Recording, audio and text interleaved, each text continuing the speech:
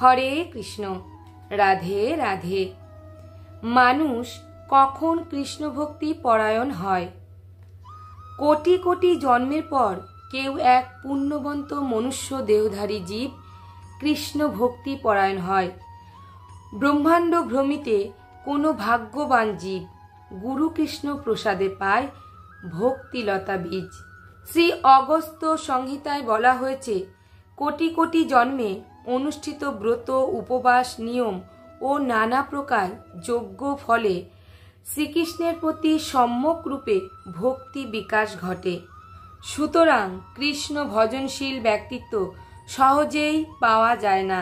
যদি কাউকে কৃষ্ণ ভক্তি অনুশীলনের যত্ন নিতে দেখা যায়, তবে বুঝতে হবে তিনি কোটি কোটি জন্মের সুকৃতি সঞ্চয় করে রেখেছেন। সাধুগুরু বৈষ্ণবের সেবা করার ফলে এবং তাদের কৃপাদৃষ্টির প্রভাবে আমরা ভক্তি জীবন লাভের সুযোগ পেয়ে থাকি।